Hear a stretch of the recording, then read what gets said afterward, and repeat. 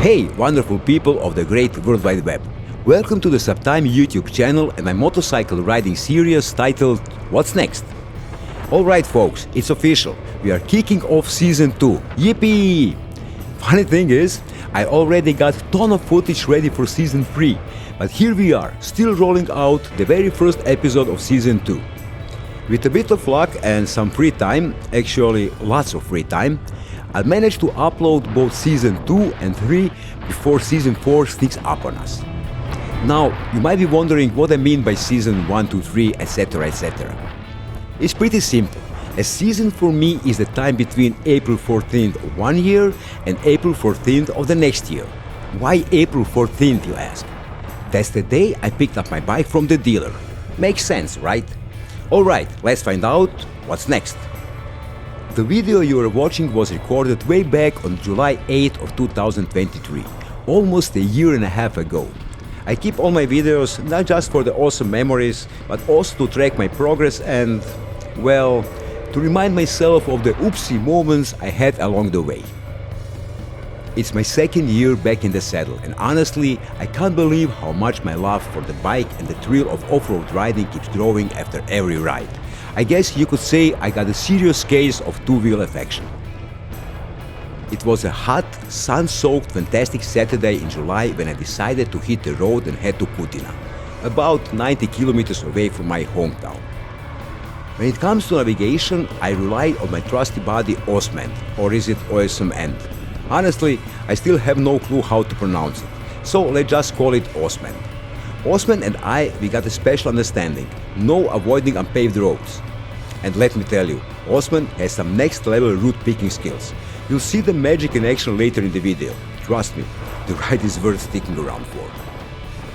After leaving the busy streets of Zagreb, my hometown, I hit some amazing gravel roads. It was pure joy cruising along. To my right, the charming little Zelina river was floating peacefully, just doing its thing. And those woods, absolute magic, like riding straight into a fairy tale. At one point, I found myself cruising alongside the highway, and man, was that a blast. Flashback to my younger days, sitting on a bus, staring out of the window, daydreaming about tearing it up on a dirt bike beside the highway. Well, guess what? This part right there is a real-life version of that childhood dream. Unfortunately, a section of the road next to the highway was in a pretty rough shape. We're talking deep roots and grass taller than my motorcycle. I'm guessing some colossal machine had a party there, and when they packed up, nobody bothered fixing the mess they left behind. Now, I tried my best to navigate those routes, but with grass playing hide and seek, it was like riding through a wild obstacle course. Talk about off-road adventures, right? After nearly getting stuck in some tall grass and one of those deep roots, I had to pull a 180 and find a detour. Just when I thought I was back on smooth roads, bam! I hit a massive pothole. And get this, not on a dirt road, but on a paved road. Turns out, my rim wasn't exactly thrilled about it. In true, no road left unturned fashion, I went right back to an unpaved road after the pothole incident. It wasn't until much later, when I got back on the paved road, that I noticed that my front wheel is doing a little dance, especially when I tapped the front brake. Took a closer look and yep, the rim had definitely seen better days. But hey, in the spirit of making the most out of the weekend, I figured, it's not that bad, and continued my quest to Kutina.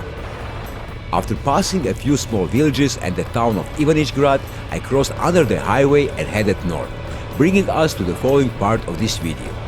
OSMand led me into a hilly forest, and at first it was a dream, just the kind of unpaved roads I love. Smooth riding with a few moderately challenging sections to keep things interesting. Best part? I didn't see a single soul. No bikers, no forest workers, no hikers. It was just me, the road and the forest, and I loved every second of it. And let me tell you, the trees were a lifesaver. Temperatures that day were soaring around 35 to 37 degrees Celsius, but in the forest it cooled down to much more bearable 28 to 30 degrees Celsius. What a relief! I was soaking up nature's air conditioning. I was enjoying every minute of navigating those forest roads, but the deeper I went, the more challenging things got. Some sections were pretty beat up, probably thanks to rain and the fact that not many people seem to use those roads regularly. It felt like the forest was throwing little tests my way. Potholes here, washed out roots there, but nothing I couldn't handle. Even with my beginner skills and only 6,500 kilometers under my belt after getting back into riding following a 30-year break, I was loving every little challenging section. I felt pretty proud of how much my confidence had grown and the progress I'd made in just 1 year of riding and training. Not to brag, but it's honestly amazing to see how far I have come in such short time. Sure, I wasn't breaking any records, but I was grinding the whole way. It's funny how more the road pushes back, the more fun it gets.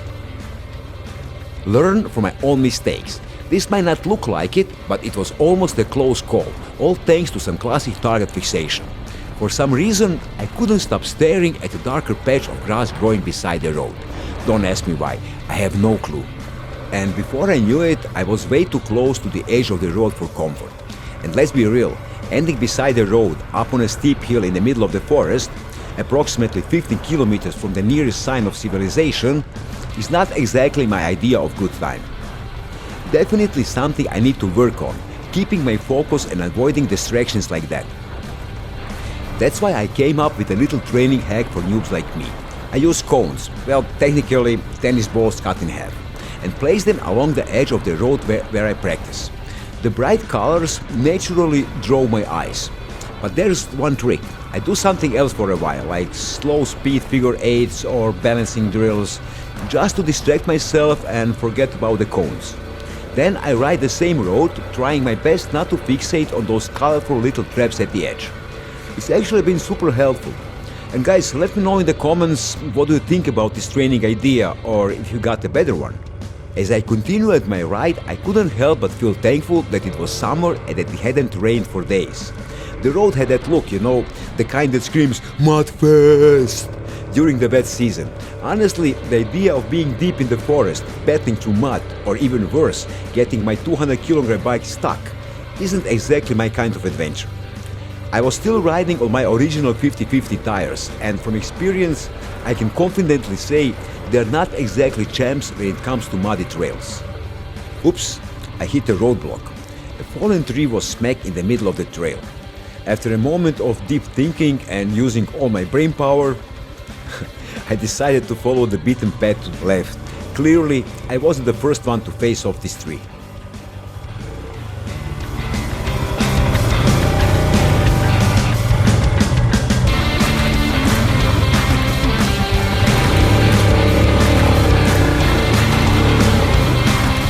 After successfully, though not exactly gracefully, getting around the fallen tree, things got more interesting. The road started feeling more like a forest trail than an actual road.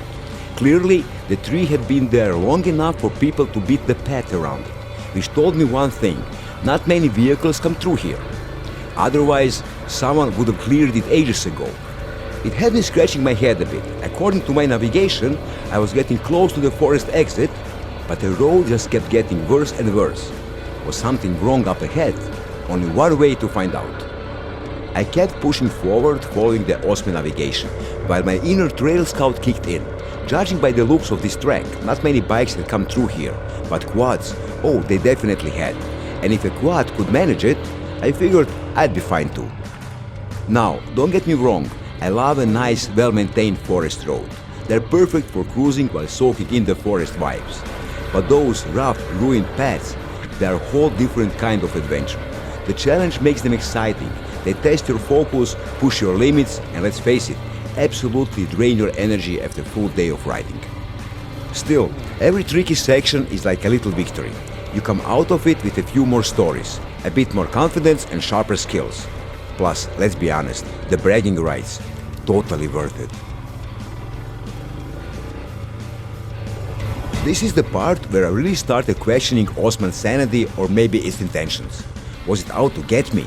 Because this didn't look like a trail anymore, it looked more like a barely there hiking path, completely those classic hiker markers on the trees, a white dot in a red circle.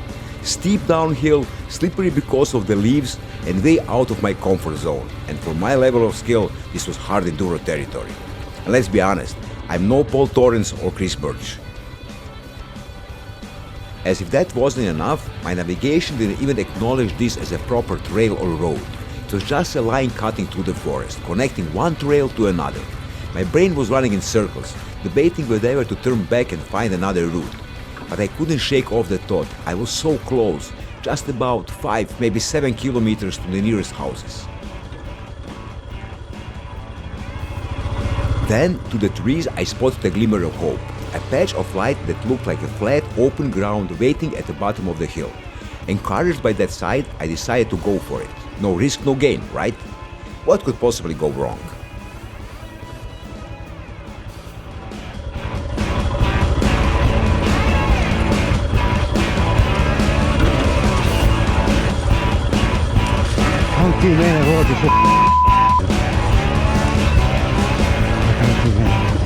Well, turns out, not much went wrong after all. Sure, I was sliding all over the place on the way down, but to my surprise and massive relief, I made it to the bottom without a single mishap. No crashes, no dropping the bike, just a slightly elevated heart rate and a few choice words for OSMand muttered under my helmet. But the adventure wasn't over yet. Another challenge awaited me at the bottom. A forest creek I had to cross if I wanted to keep going. After sizing up the situation, I noticed someone had already laid some branches in the creek, likely to avoid getting stuck in the mud at the bottom. Smart move, exactly what I would done. With that in mind, I decided to just send it. I knew the steep creek bed meant I needed momentum. Stopping with either wheel in the creek was not an option. And guess what? I nailed it. I was absolutely thrilled and proud of myself for not letting fear take the wheel. Pun intended. Taking a quick break in the forest glade, the one that had given me hope while tackling down the steep hidden trail, I soaked in the serenity of the moment, the wind whispering through the treetops, the symphony of birds all around. It was the perfect reset.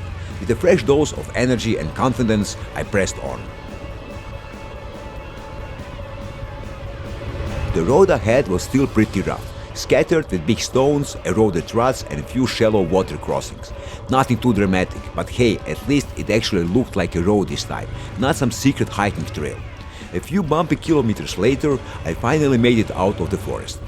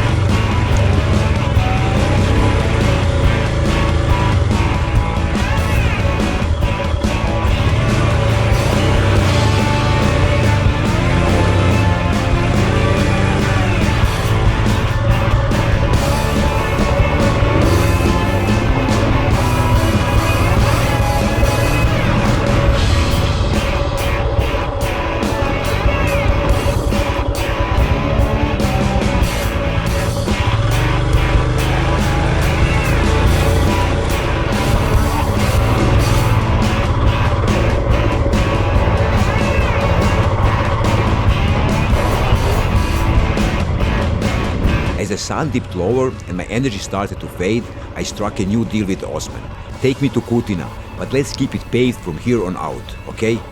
Once in Kutina, I treated myself to a much needed cold one before heading home. With my front rim slightly out of shape, more egg than circle at this point, the ride back was bumpy, but slow and steady got me there. And that's a wrap for this video. If you enjoyed the adventure, don't forget to leave a like, drop a comment and hit that subscribe button. It really means a lot. Plus, who doesn't want to tag along for more questionable navigation choices? Thank you for watching. Until next time, ride safe and keep exploring.